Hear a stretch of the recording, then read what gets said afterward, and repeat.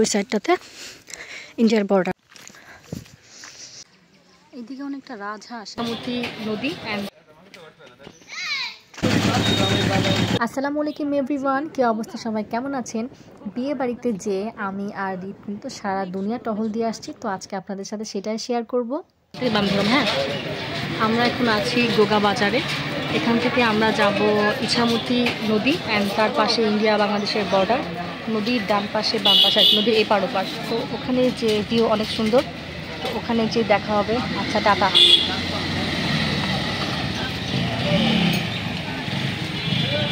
আর আমরা এখন চলে আসছি হচ্ছে গোগা, মানে আসছি আমার ফ্রেন্ডের বিয়েতে, বাট আশেপাশে হৃদের সব ফ্রেন্ড, আজমুল ভাইয়া, সাইদ ভাইয়া।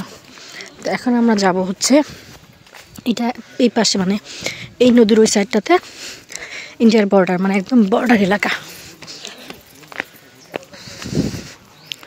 ওই যে হৃদ যাচ্ছে ভাইয়াদের সাথে, এখানে ছোট ছোট মাছ ধরতেছে। তো যাই, আমি ভিডিওটা কাট করি, পরে আবার শুরু করি। গোগা থেকেই হচ্ছে ইন্ডিয়ার বর্ডার, এই সাইডে সুন্দর নিরিবিলি, মাছ ধরতেছে। তো দেখি আশেপাশে কি অবস্থা।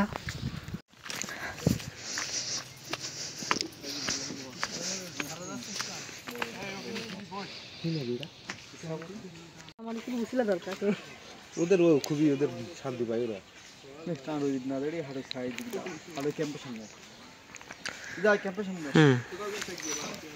অনেক সুন্দর, সবাই মাছ ধরতেছে।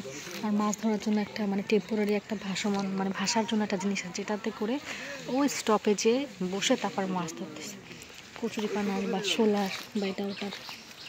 আর সাইডে হচ্ছে ইন্ডিয়া বর্ডারটা, এটা হচ্ছে ইছামতি নদী।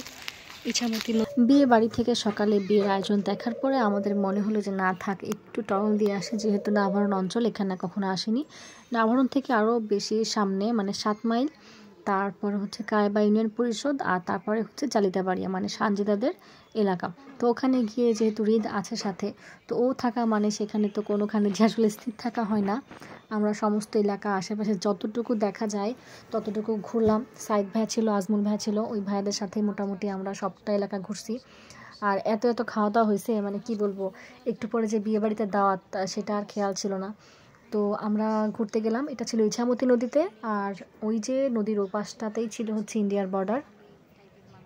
তো এই আর কি, বিয়েবাড়িতে যে আমরা সমস্ত দুনিয়া টহল দিয়ে তারপরে 12টার সময় এসে রেডি হয়ে শাড়ি পরে তারপরে বিয়েতে।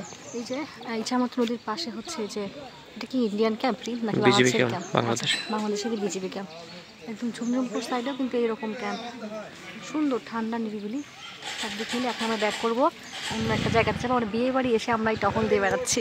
তো এখানকার ফেরার পথে দেখলাম যে অনেক মাছ, তো মাছের একটু ক্লিপস নিলাম। তো কেমন হয়েছে সবাই জানাবেন। আল্লাহ হাফেজ।